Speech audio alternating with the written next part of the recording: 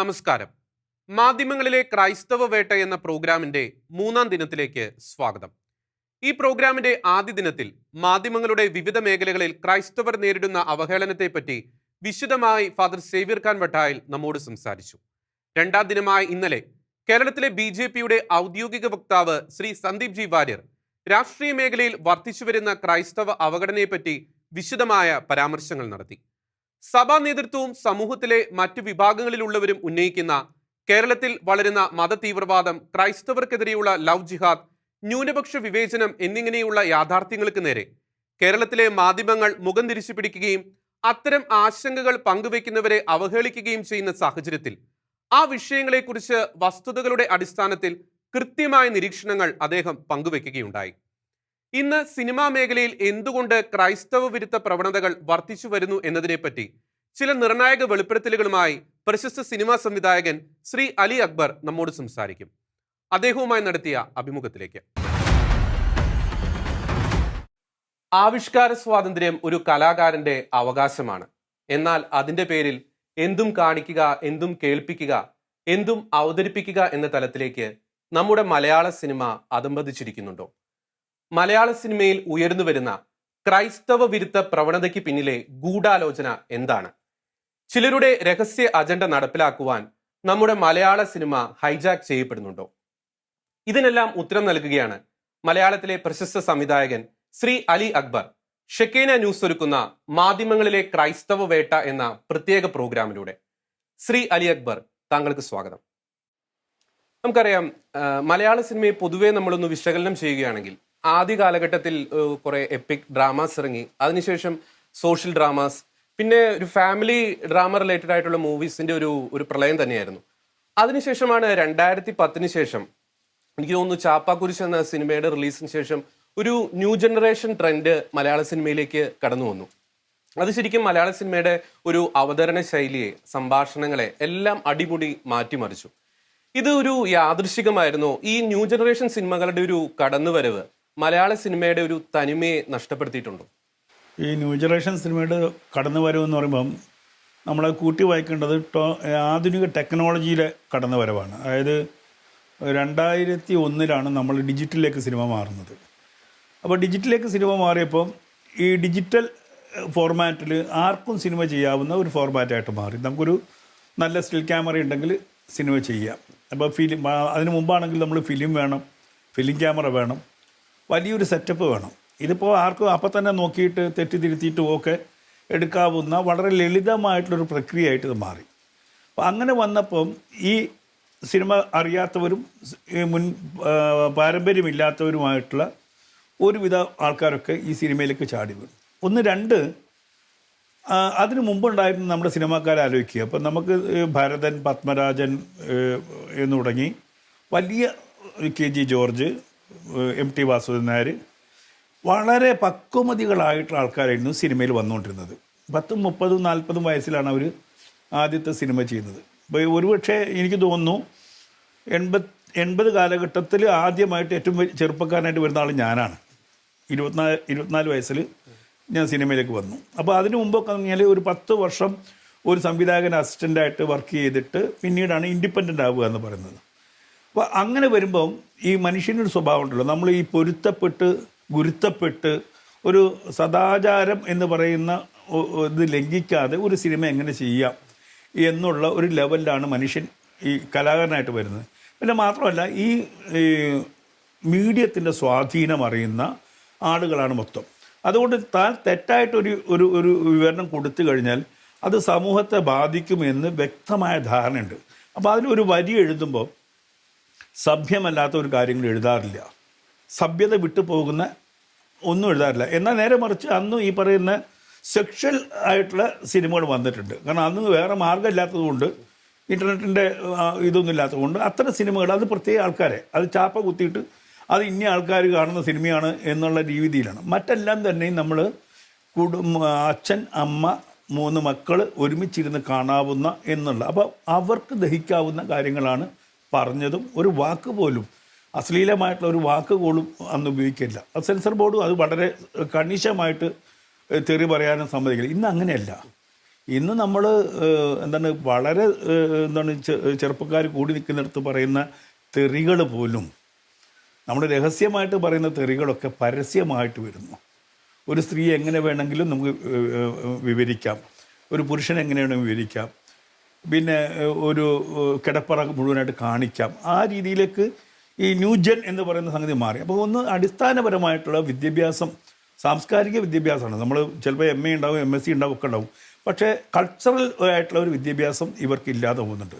അങ്ങനെ കൾച്ചറൽ വിദ്യാഭ്യാസം ഇല്ലാതെ പോകുന്ന ആളുകളുടെ ഈ ന്യൂ ജനറേഷൻ സിനിമയാണ് ഈ നമ്മുടെ ഏറ്റവും കൂടുതൽ പുറകോട്ട് സമൂഹത്തെ പറയുന്നത്. അതുകൊണ്ട് തന്നെ മറ്റൊരു ബുദ്ധിമുട്ടെന്ന് പറഞ്ഞാൽ ഇവരുടെ സിനിമ കാണാൻ ഫാമിലീസ് ഇല്ല എന്നുള്ള. ഇവരുടെ ഈ ന്യൂജൻ്റെ സിനിമ കാണാൻ കുടുംബം ഒന്നായിട്ട് തിയേറ്ററിലേക്ക് വരില്ല, ഈ യങ്സ്റ്റേഴ്സാണ് വരുന്നത്. അപ്പം ഒരു സൊസൈറ്റിനെ ഏറ്റവും പിടിച്ചു നിർത്തേണ്ട ആൾക്കാരാരാണ്? അടുത്ത ജനറേഷൻ ആണെങ്കിൽ ഈ യങ് ആണ്. അപ്പം അവരെയാണ് ഈ പറയുന്ന എന്താ പറയുക നമുക്ക് വൈറസ് ബാധിക്കുന്നത്. അവർ വൈറസ് ബാധിക്കുമ്പോൾ ഒരു സമൂഹത്തെ മൊത്തം നെക്സ്റ്റ് ജനറേഷനായിട്ടുള്ള സമൂഹത്തെ മുഴുവൻ ഇല്ലാതാക്കുന്ന, അവരെ സാംസ്കാരികമായിട്ട് ഇല്ലാതാക്കുന്ന ഒരു പ്രവണതയാണിത്. അപ്പം നമ്മൾ അവർ തർക്കിച്ചാൽ അയ്യോ ഇതിങ്ങനെയാലും ഇപ്പോൾ എന്താ കുഴപ്പം, ഞങ്ങളിങ്ങനെ തെരുവ് അല്ല, നിങ്ങളുടെ രഹസ്യമായിട്ട് പറയുന്നത് തെറിയല്ലേ, എന്നാൽ പിന്നെ പരസ്യമായിട്ട് പറഞ്ഞാൽ എന്താ എന്നുള്ളൊരു ചോദ്യമാണ് അവരുടെ. അപ്പം അറിഞ്ഞോ അറിയാതെയോ എന്നുള്ളത് രണ്ടാമത്തെ നമുക്ക് ആലോചിക്കേണ്ട വിഷയമാണ്. പക്ഷേ ഈ ന്യൂ ജെൻ എന്ന് പറയുന്നത് എന്തും പറയാം എന്നുള്ള, യഥാർത്ഥത്തിൽ അങ്ങനെ എന്തും പറയാനുള്ള അവകാശം എനിക്കൊന്നും അറിയില്ല.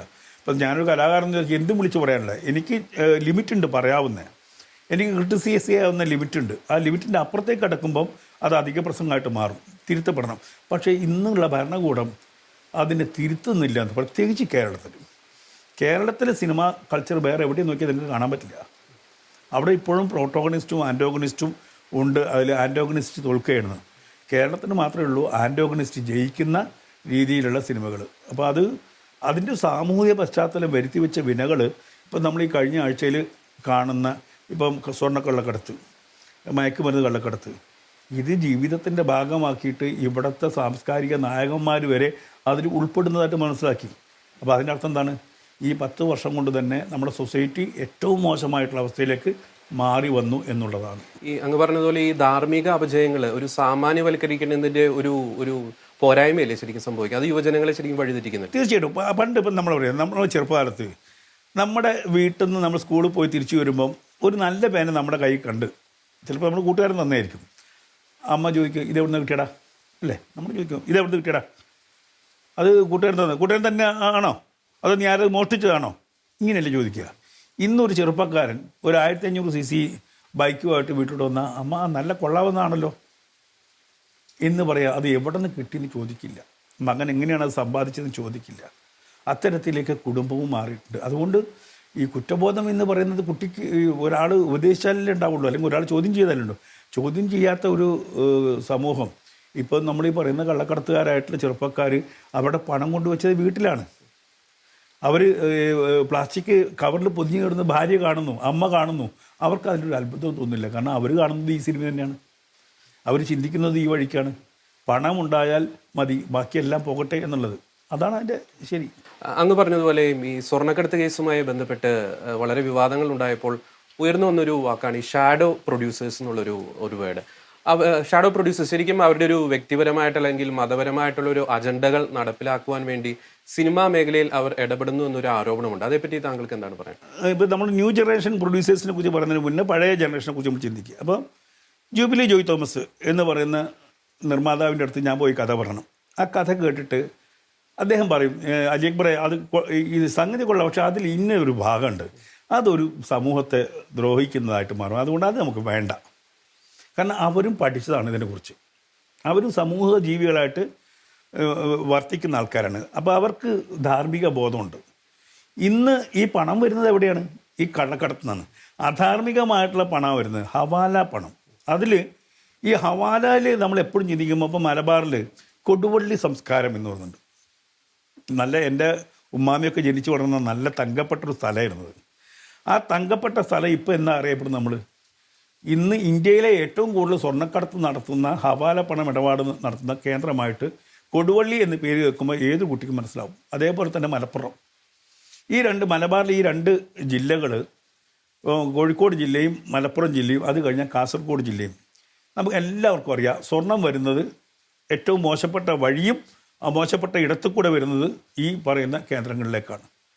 അപ്പോൾ അങ്ങനെ ഇപ്പോൾ ഒരു ചാനൽ ഒരു 10-15 വർഷമായിട്ട് അങ്ങനെ ഒരു ചാനൽ ഉണ്ടായിക്കഴിഞ്ഞു. അപ്പോൾ ഇത് കള്ളപ്പണം എന്ന് പറഞ്ഞാൽ ഈവൻ നമ്മൾ പാകിസ്ഥാൻ എന്ന് വരുന്ന കണ്ടെയ്നർ പണം പോലും ഇവിടെ വന്നിട്ടുണ്ടെന്ന് പറഞ്ഞു. ചോദ്യം ചെയ്തില്ല, ആരും പിടിച്ചിട്ടുമില്ല. ഇപ്പോൾ അങ്ങനെ എവിടെയെന്ന് ചോദിച്ചാൽ നമുക്ക് പറയാൻ നിവൃത്തിയില്ല, പക്ഷേ വന്നിട്ടുണ്ടെന്ന് നമുക്കൊക്കെ അറിയാം. അങ്ങനെ വരുമ്പം എൻ്റെ വിയർപ്പിൻ്റെ അംശമല്ലാത്ത പണമാണ്. ആ പണത്തിന് എങ്ങനെ വേണമെങ്കിലും ഉപയോഗിക്കാം. അപ്പോൾ ഈ നമ്മൾ പറഞ്ഞ ഈ ഒരു സോക്കോൾഡ് സിനിമാ സംസ്കാരത്തെക്കുറിച്ച് ചിന്തിക്കുമ്പോൾ നമ്മളൊരു 2015 ശേഷമാണ്. അതുവരെ സിനിമ വെറുത്ത ഒരു സമൂഹമാണ്. ഇപ്പോൾ എന്നെയൊക്കെ ഒരുപാട് പ്രശ്നം ഉണ്ടാക്കിയിട്ടുണ്ട്. അതായത് മുസ്ലിംസ് ആരും സിനിമ ചെയ്യാൻ പോവില്ല, മുസ്ലിങ്ങൾക്ക് പറ്റിയ പണിയല്ല സിനിമ. അപ്പം നമുക്കറിയാം, പ്രേംനസീറിന് കുത്തലുണ്ടായിട്ടുണ്ട്, മമ്മൂട്ടിക്ക് കുത്തലുണ്ടായിട്ടുണ്ട്, ഫഹദ് ഫാസിൽ, ഇങ്ങനെയുള്ള മുസ്ലിങ്ങൾ വന്നപ്പോഴൊക്കെ അന്നത്തെ കാലത്ത് അയ്യോ മുസ്ലിങ്ങൾക്ക് പറ്റിയ പണിയല്ല എന്ന് പറഞ്ഞ് അതേ വിഭാഗം ഒരു 2014 കൂടിയാലോചിച്ച് ഇവിടുത്തെ വലിയ തങ്ങന്മാരൊക്കെ കൂടിയാലോചിച്ചിട്ട് തീരുമാനിക്കുകയാണ്, ഇത് നമുക്ക് അങ്ങനെ പുറന്തള്ളാൻ പറ്റൂല, ഇവിടുത്തെ ചെറുപ്പക്കാരനെ അടിമയുള്ള ആൾക്കാരാണ്, അതുകൊണ്ട് നമുക്കൊരു കാര്യം ചെയ്യാം, നമ്മുടെ മതത്തിനെ ഒന്ന് പോഷിപ്പിക്കുന്ന രീതിയിൽ ഇതിനെ എങ്ങനെ ഉപയോഗിക്കാൻ പറ്റും എന്നൊരു ചിന്ത നടന്നിട്ടുണ്ട്. നിങ്ങൾക്ക് പഴയ ഗൂഗിളൊക്കെ തപ്പിക്കഴിഞ്ഞാൽ ഇസ്ലാമും സിനിമയും തമ്മിലൊക്കെ ബന്ധങ്ങൾ തപ്പിക്കഴിഞ്ഞാൽ ഇത് അങ്ങനെ ഈ മലപ്പുറം ബേസ് ആയിട്ടുള്ള ഒരു സിനിമ എനിക്ക് തോന്നുന്നു KL10 എന്നുള്ള സിനിമ മുതലാണ് ഇത് തുടങ്ങുന്നത്. പിന്നീട് ആ ഒരു ജനറേഷനാണ് പിന്നീട് ഈ പറയുന്ന വലിയ പണം കൊണ്ട് ഇവിടെ ആ പണം എവിടെ നിന്ന് വരുന്നു ആർക്കും അറിയില്ല, ഇത് ലാഭകരമാവുന്നോ അതും ആർക്കും അറിയില്ല, ആരാണ് ഇതിൻ്റെ പിന്നിലുള്ളത് അതും ആർക്കും അറിയില്ല. അങ്ങനെ ആരുമില്ലാത്ത സമയത്ത് വരുന്ന ആരും ഉത്തരവാദിത്തം ഏൽക്കാതെ വന്ന നിർമ്മാതാക്കൾ, ഇപ്പം പേര് മാത്രമേ നമുക്കറിയുള്ളൂ. ഇപ്പം 100 കോടി 150 കോടി ക്ലബിലേക്ക് നമ്മുടെ സിനിമ മാറുക. അതിനു മുമ്പ് ഒരു 2000 ഞങ്ങളൊക്കെ സിനിമ ഏകദേശം വൈൻഡപ്പ് ചെയ്യുന്നത് 2004 ഈ 2004 വരെ ഇവിടുത്തെ മമ്മൂട്ടിയും മോഹൻലാലും വാങ്ങിച്ചത് 10 ലക്ഷം രൂപ 15 ലക്ഷം രൂപയാണ്. ചെറിയ നടന്മാർക്ക് ഞാൻ കൊടുത്തത് 25 രൂപ 50 രൂപ, ഏറി വന്നാൽ 1 ലക്ഷം രൂപയാണ് കൊടുക്കുന്നത്. ഇന്നും ഒരു ചെറിയ നടൻ മേടിക്കുന്നത് 20 ലക്ഷം രൂപയാണ്. മമ്മൂട്ടി മേടിക്കുന്നത് 10-15 കോടി രൂപയാണ്, മോഹൻലാലും 10-15 കോടി. ഈ പറയുന്ന ചെറുപ്പക്കാരൊക്കെ കോടികളുടെ റെവന്യൂഷൻ വാങ്ങിക്കുന്ന ആൾക്കാരായിട്ട് മാറി. അപ്പോൾ അങ്ങനെ കോടികൾ കൊടുത്തിട്ട് ഉണ്ടാക്കാൻ പറ്റുന്ന ഒരു ഏരിയ അല്ല നമുക്ക്. ആകെ ഉള്ളത് ഈ തിരുവനന്തപുരം മുതൽ കാസർഗോഡ് വരെ എത്ര തിയേറ്ററാണ്? 100-150 തിയേറ്ററാണ് നമുക്കുള്ളത്. ആ തിയേറ്ററിൽ നിന്ന് ഇത്രയും കോടികൾ ഒരിക്കലും കളക്റ്റായിട്ട് വരില്ല. അപ്പോൾ കളക്റ്റായിട്ട് വരാതിരുന്നിട്ട് പിന്നെ ഈ 100 കോടി മുടക്കുന്നുണ്ടെങ്കിൽ അതിനർത്ഥം ഇത് തിരിച്ചു വേണ്ട എന്നുള്ള ഒരു പണമാണ് ഇതിലേക്ക് വരുന്നത്. അതിന് ചില പോക്കറ്റുകൾ, കൊച്ചി ബേസ്ഡായിട്ട് കുറച്ച് പോക്കറ്റുകൾ വന്നു. ചില നടന്മാർ, ചില സംവിധായകർ, അങ്ങനെ വന്നപ്പോൾ നമ്മൾ പഴയ കാലത്ത് നോക്കുകയാണെങ്കിൽ സിനിമയിൽ 2-3 ബെൽറ്റ് പറഞ്ഞത്. ഒന്ന് നായർ ബെൽറ്റ്, അത് ഞങ്ങൾ കളിയാക്കി പറയുന്നതാണ്. കാരണം തിരുവനന്തപുരത്ത് തിക്കുറിച്ചി, മോഹൻലാൽ, ഇങ്ങനെയുള്ള മണിയമ്പിള്ള രാജു, ഇങ്ങനെ തുടങ്ങിയ കുറേ നായന്മാരുടെ ഒരു ബെൽറ്റ് ഉണ്ടായിരുന്നു. ബെൽറ്റ് അങ്ങനെ നായന്മാർ ഒരുപാട് സിനിമകളിൽ അതിൽ വേറെ ബെൽറ്റൊന്നും ഉണ്ടായിരുന്നില്ല. എന്നാലും നമ്മൾ പറയുന്ന നായർ ബെൽറ്റ്. കരൂട്ട് എഗ്നീസ് ടീം എല്ലാം കൂടി ഈ എറണാകുളത്ത് ഉണ്ടായിരുന്നപ്പോൾ ഒരു ക്രിസ്ത്യൻ ബെൽറ്റ് എന്നും പറയുന്നു. 2 ബെൽറ്റേ ഉണ്ടായിരുന്നുള്ളത്. അത് ഈ എന്താണ് പേരിന് വേണ്ടി പറയുന്ന ഒരു ബെൽറ്റ് അല്ലാതെ വേറൊന്നുമില്ല. വേറെ മുസ്ലിം ബെൽറ്റ് ഇല്ല അന്ന്. അതിന് പകരം പിന്നീട് വന്നത് ഒരു ജിഹാദി ബെൽറ്റ് ഉണ്ടാവുകയാണ് നമുക്ക് മൊത്തത്തിൽ. ഈ ജിഹാദി ബെൽറ്റ് എന്ന് പറഞ്ഞാൽ നമ്മളിപ്പോൾ പറഞ്ഞു കഴിഞ്ഞാൽ ആരും സമ്മതിച്ചില്ല. എനിക്ക് അത്ഭുതം തോന്നുന്നു. നമ്മൾ അന്നൊക്കെ സിനിമ ചെയ്യുമ്പം ഞാൻ അലി അക്ബറാണ്, എൻ്റെ കൂടെ അഭിനയിക്കാൻ പോകുന്നത് ജഗദീഷ് ശ്രീകുമാറാണ്, ഒരാൾ ജഗദീഷ് ആയിരിക്കും. വിവിധ മതക്കാർ, വിവിധ രാഷ്ട്രീയക്കാർ. ഇപ്പം ജഗദീഷ് കോൺഗ്രസ്സുകാരനാണ്, ഇപ്പുറത്ത് വേറെ ആൾ വരുന്നത് കമ്മ്യൂണിസ്റ്റുകാരനായിരിക്കും. വിവിധ മതക്കാർ, വിവിധ ആശയങ്ങളുള്ളവർ ഒരുമിച്ച് കൂടിയിട്ട് ആ സിനിമ ഉണ്ട്. അവിടെ ഇത് വേറെ ചർച്ചയാവും, ചിലപ്പോൾ നമ്മൾ ചർച്ചയൊക്കെ ചെയ്യപ്പെട്ടെങ്കിലും ഒരു വിഭാഗത്തിൻ്റെതായിട്ട് ഈ സിനിമ മാറിയിട്ടേ ഇല്ല. ഇന്ന ആൾക്കാർ മാത്രം ഇതിൽ പങ്കെടുക്കണം എന്ന് പറഞ്ഞില്ല. പക്ഷേ എനിക്ക് അത്ഭുതം തോന്നി, അടുത്ത കാലത്ത് ഒരു സിനിമയുടെ ടൈറ്റിൽ വായിച്ചപ്പോൾ നിർമ്മാതാവ് മുസ്ലിം, ഡയറക്ടർ മുസ്ലിം, ചായ കൊടുക്കുന്നവൻ മുസ്ലിം, മേക്കപ്പ് മാരൻ മുസ്ലിം, എഡിറ്റർ മുസ്ലിം, ക്യാമറമാൻ മുസ്ലിം, അങ്ങനെ 100% മുസ്ലിംസ് ഉള്ള ഒരു സിനിമ എൻ്റെ ജീവിതത്തിൽ ഞാൻ ചിന്തിച്ചിട്ടില്ല.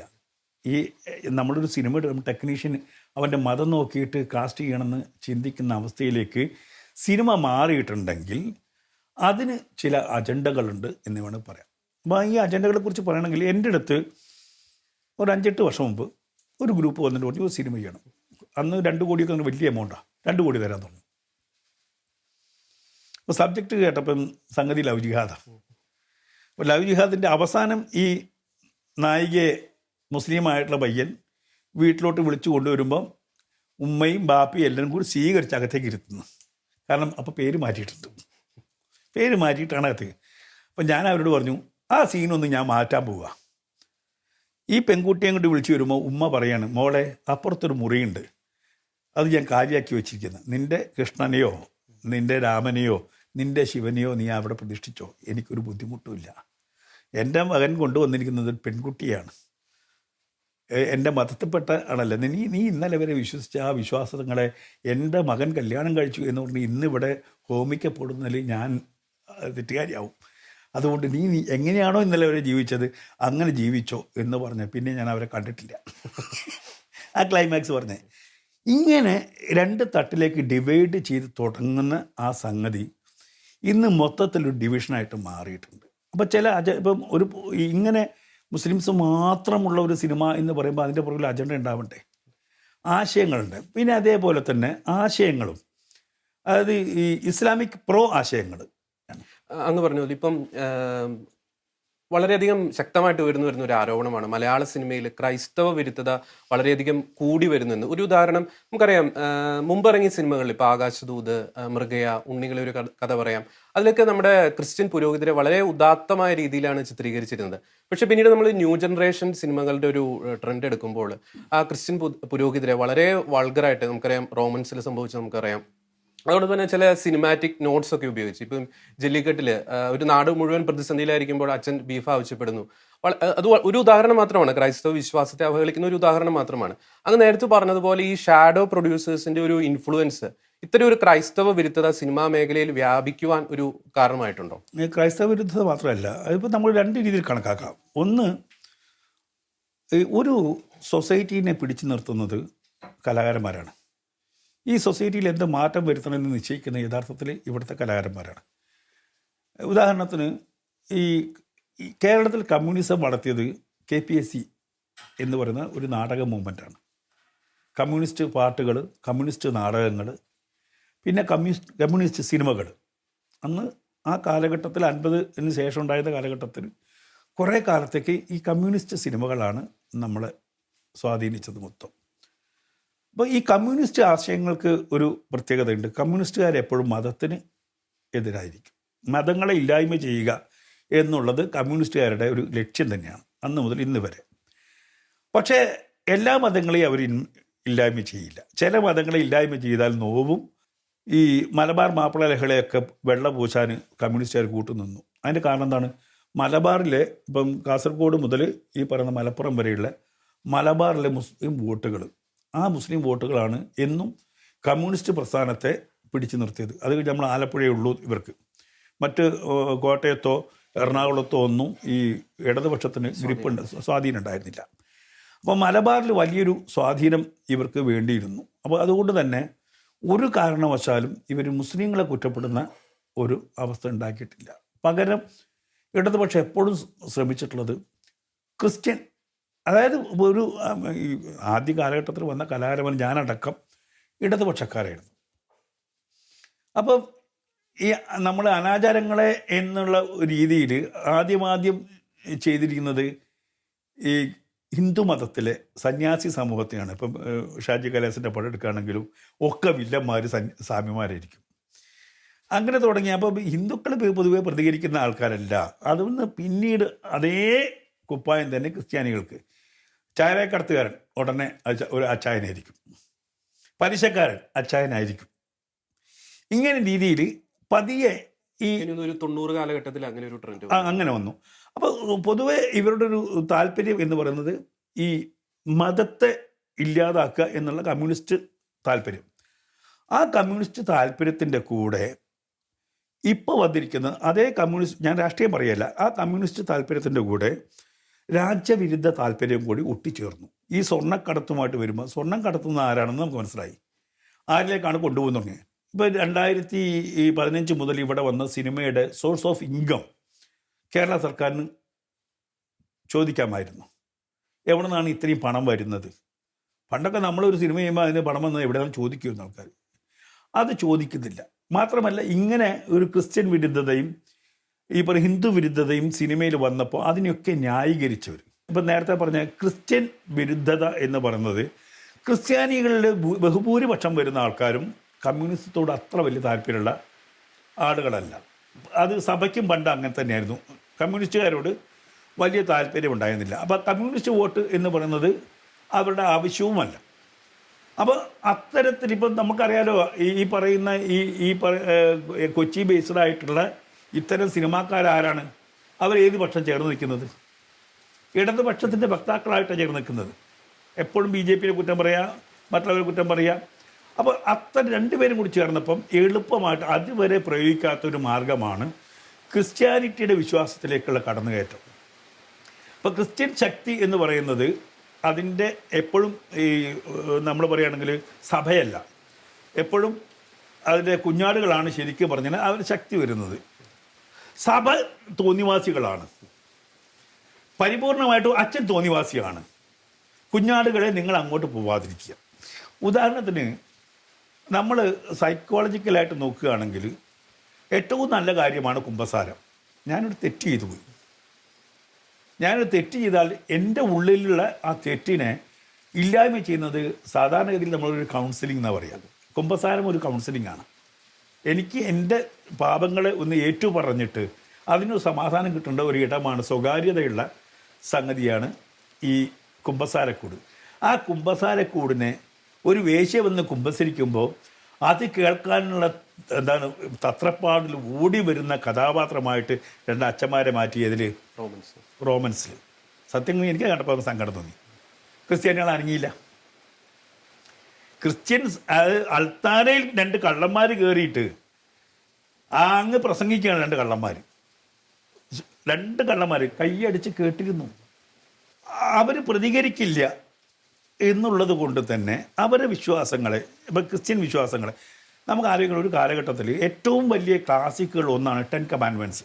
ഇന്ന് ലോകത്ത് ഇറങ്ങിയ സിനിമകളിലെ ഏറ്റവും വലിയ ഒരു ക്ലാസിക് സിനിമ ഏതാണെന്ന് ചോദിച്ചാൽ ആദ്യത്തെ 10 ഒന്ന് 10 കമാൻഡ്മെൻറ്റ്സ് ആണ്.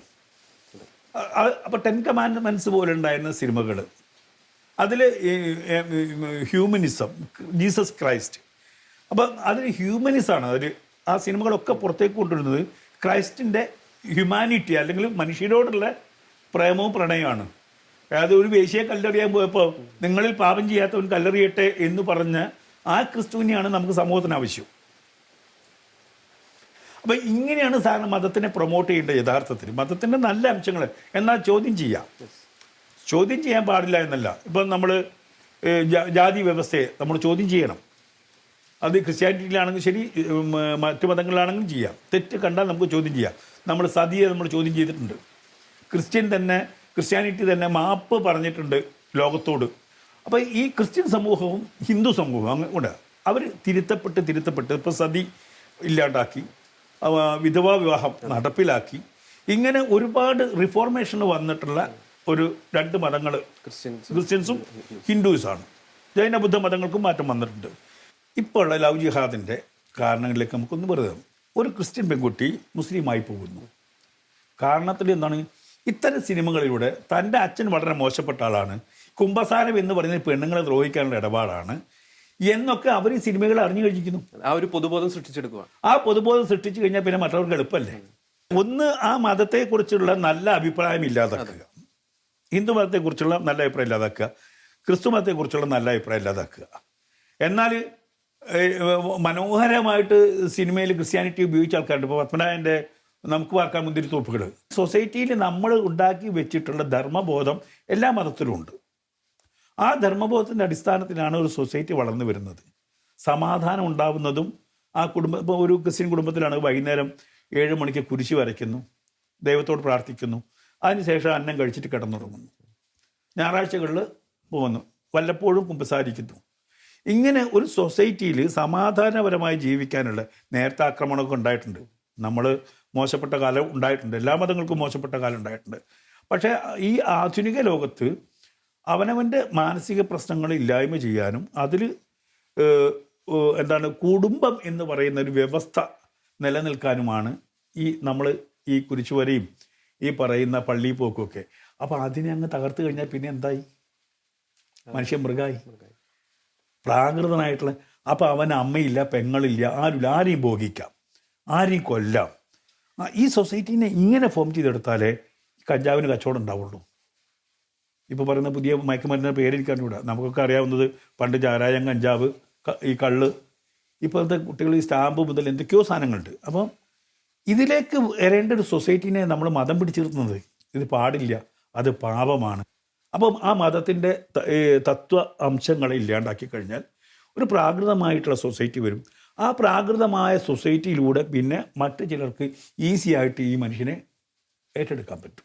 പലപ്പോഴും ഈ ഇത്തരം സിനിമകൾ എടുക്കുന്നവർ പറയുന്ന ഒരു ന്യായീകരണം, സിനിമ കലയാണ്, ഞങ്ങൾക്ക് ആവിഷ്കാര സ്വാതന്ത്ര്യമുണ്ട് എന്നൊക്കെയാണ്. ശരിക്കും ഇതിൻ്റെ ഒരു ആവിഷ്കാര സ്വാതന്ത്ര്യത്തിൻ്റെ പേര് പറഞ്ഞാണ് പലപ്പോഴും ഇത്തരം ധാർമ്മിക അപജയങ്ങൾ ഉള്ള സിനിമകൾ ഇവിടെ ചിത്രീകരിക്കപ്പെടുന്നത്. അതിൽ നമുക്ക് എന്തെങ്കിലും എന്താണ് പറയാനുള്ളത്? ധാർമ്മികത വേണ്ടത് ഈ കലാകാരൻ്റെ, കാരണം കല കലയ്ക്ക് വേണ്ടി എന്നല്ല, കല ശരിക്കും ഒരു സൊസൈറ്റിക്ക് വേണ്ടിയിട്ടാണ്. ഇപ്പം ബൈബിളിൻ്റെ സൗന്ദര്യം എന്താണ്? അതിൻ്റെ എഴുത്താണ്. അതിൽ നന്മയെ മാത്രമാണ്, തിന്മയെ എല്ലാം ഇല്ലാണ്ടാക്കി. ഈശ്വരൻ ഇല്ലാണ്ടാക്കിയെന്ന് പറയുന്നത്. ഇപ്പോൾ ലോത്തിൻ്റെ സമൂഹത്തിനെ ഈശ്വരൻ തന്നെയാണ് ഇല്ലാണ്ടാക്കുന്നത്, അല്ലേ? ലോത്തിനെ ഒരു തിന്മയുടെ അംശമാക്കിയിട്ട് കാണിച്ചിട്ട് പിന്നെ ഇല്ലാണ്ടാക്കുന്നത്, ആ സമൂഹത്തിനെ മുഴുവൻ ഇല്ലാണ്ടാക്കുന്നത്. അപ്പോൾ ഈ അരാജകത്വം വന്നു കഴിഞ്ഞാൽ അവിടെ ഈശ്വരൻ ഇടപെടുമെന്നും അതിനെ ഇല്ലാതാക്കും എന്നുള്ളതാണ് മതം പറയുന്നത്. മതം വേറെ ഒന്നുമില്ല, അല്ലാത്തൊരു മതമേ ഉള്ളൂ.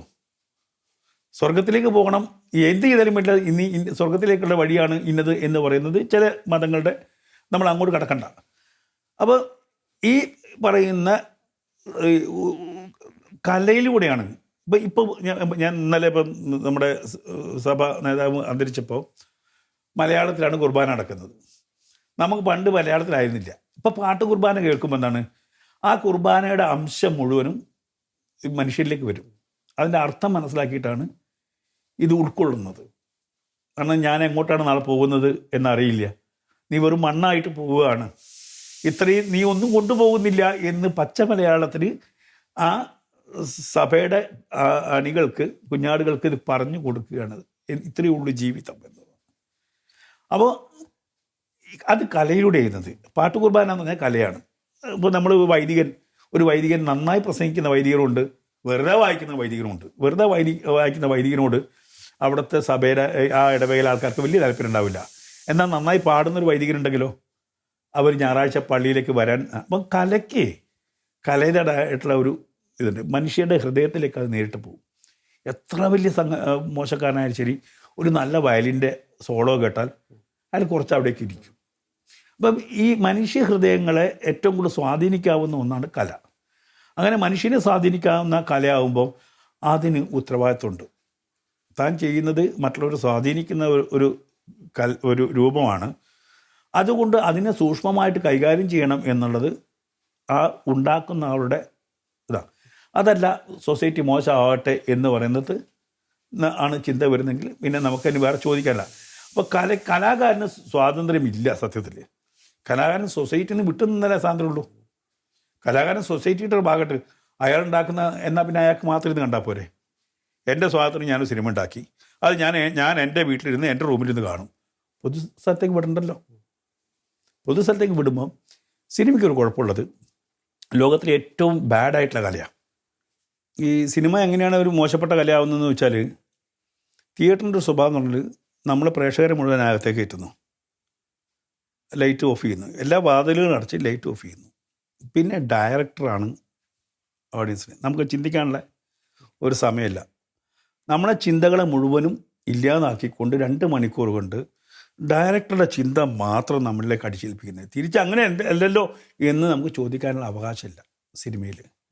അപ്പോൾ ഏകപക്ഷീയമായിട്ട് അടിച്ചേൽപ്പിക്കലാണ് ഈ സിനിമ എന്ന് പറയുന്നത്. ഇപ്പോൾ കുട്ടികളെ ഏറ്റവും കൂടുതൽ സ്വാധീനിക്കുന്നത് അതുകൊണ്ടാണ്. അങ്ങനെ വരുമ്പോഴാണ് നമ്മൾ ഈ കലാകാരൻ്റെ ഉത്തരവാദിത്വം ഏറ്റവും കൂടുതൽ കൂടുന്നത്. പലപ്പോഴും ഈ ക്രൈസ്തവ വിരുദ്ധത വരുന്ന സിനിമകളിൽ പിന്നണി പ്രവർത്തകരെല്ലാം ഈ ക്രിസ്ത്യൻ നാമധാരികളാണ്. അത് യാദൃശികമായിട്ട് സംഭവിക്കുന്നതാണോ, അതോ അതിൻ്റെ പിന്നിൽ പ്രവർത്തിക്കുന്നവരുടെ ഒരു രഹസ്യ അജണ്ടയുടെ ഭാഗമായിട്ടാണോ ഈ ക്രിസ്ത്യൻ നാമധാരികൾ ഈ സിനിമകളുടെ ഒക്കെ ഒരു ഭാഗമാവുന്നത്? ഈ പറഞ്ഞ ക്രിസ്ത്യൻ നാമധാരികളുടെ ഒക്കെ രാഷ്ട്രീയം എടുത്തു നോക്കൂ. ഞാൻ നേരത്തെ പറഞ്ഞിടത്തേക്ക് എത്തും. ഈ ക്രിസ്ത്യൻ നാമധാരികളാണെങ്കിലും അവർ പള്ളിയിൽ പോകുന്ന ആൾക്കാരായിരിക്കില്ല, സഭയുടെ ചട്ടക്കൂട്ട് ജീവിക്കുന്ന ആൾക്കാരായിരിക്കില്ല, അവർ കമ്മ്യൂണിസ്റ്റുകളായിരിക്കും. 90% കമ്മ്യൂണിസ്റ്റ് തെന്നിത്തെറിച്ച് വന്നാൽ. അപ്പം അവരുടെ മനസ്സിൽ അവരെ നയിക്കുന്നത് ഈ പറയുന്ന കമ്മ്യൂണിസ്റ്റ് ആശയങ്ങളാണ്. അപ്പോൾ സ്വന്തം മതത്തെ ആണെങ്കിൽ ശരി അതിനെ ഇല്ലാണ്ടാക്കുക എന്നുള്ള ഒരു വാഞ്ചതുണ്ടാവും. സഭ ശരിക്കും പറഞ്ഞാൽ ഇപ്പം നമ്മൾ മതത്തിൽ ഇപ്പം ഞാനൊരു ഇസ്ലാമായിട്ട് ജനിച്ചു, ഇസ്ലാമായിട്ട് വളർന്നു. ഇസ്ലാമിലെ മോശപ്പെട്ട കാര്യങ്ങളെ എനിക്ക് ചോദ്യം ചെയ്യുന്നതിൽ യാതൊരു തകരാറുമില്ല. പക്ഷേ അതിൻ്റെ സത്തയായിട്ടുള്ള സംഗതികളെ നമ്മൾ ചോദ്യം ചെയ്യാൻ പാടില്ല. ഇപ്പോൾ ഒരു പള്ളിയിൽ വെച്ച് മോശമായി, ശരി, ആ മോശമായ പള്ളിയിൽ വെച്ചിനെ കുറിച്ച് നമുക്ക് പറയാം. അതിൻ്റെ കൂടെ എത്രയോ നല്ല പള്ളിയിൽ വെച്ചന്മാരുണ്ട്. അടുത്ത കാലത്ത് ഈ ലവ് ജിഹാദുമായിട്ടുള്ള ഒരു പ്രശ്നം ഉണ്ടായിട്ടപ്പം താമരശ്ശേരി രൂപതയിൽ നിന്ന് അവിടെയുള്ള ആ ഭാഗത്തുള്ള ആൾക്കാർ ഒരു നാടകം ഉണ്ടാക്കി. ആ നാടകം ഉണ്ടാക്കി പള്ളികളിൽ കളിച്ചപ്പം പള്ളിയിൽ കയറി തല്ലുന്ന പറഞ്ഞത്. ഒരു വിഭാഗം ആൾക്കാർ ഇത് ഞങ്ങൾക്കെതിരെയുള്ള, അതായത് പള്ളിയിലെ നാടകത്തിനെ അത് കളിക്കാൻ പാടില്ല, പിന്നെ കളി നിർത്തിയെന്ന് എനിക്ക് തോന്നുന്നു. അപ്പോൾ ഒരു മതത്തിൻ്റെ അവനവൻ്റെ പള്ളിയിൽ അവനവൻ്റെ മതത്തെ സംരക്ഷിക്കാൻ വേണ്ടിയിട്ടുള്ള നാടകം കളിക്കാൻ പാടില്ല. എന്തൊരു അക്രമം നടച്ചു. മറ്റുള്ളവരെ എന്ത് വേണം പറയാം. അപ്പോൾ ഇതിൻ്റെ ഒരു സൈക്കോളജി എന്ന് പറയുന്നത് നേരത്തെ പറഞ്ഞ പോലെ പണം മുടക്കുന്നവൻ, ഇപ്പം ക്രിസ്ത്യാനികളായിരിക്കും ചിലപ്പം അതിൻ്റെ പിന്നിൽ, പക്ഷെ പണം മുടക്കുന്നവൻ്റെ താല്പര്യം വേറെ ആയിരിക്കും. പണം മുടക്കുന്നവന് ഇത് വേറെ ഉദ്ദേശത്തിലാണെങ്കിലോ, ഈ ക്രിസ്ത്യൻ സംവിധായകനുമാണെങ്കിലും ശരി, അയാൾക്ക് ആഗ്രഹം എന്തായിരിക്കും, ഒരു 2 കോടി രൂപ കിട്ടുന്ന കാര്യമില്ലേ, അല്ലെങ്കിൽ 4 കോടി രൂപ കിട്ടുന്ന കാര്യമില്ലേ. അപ്പോൾ അതിന് വേണ്ടിയിട്ട് എൻ്റെ സഭയായിട്ട് കുത്തുകുത്തിയാലും കുഴപ്പമൊന്നുമില്ല എന്നുള്ള ഒരു മനോഭാവം വരാം.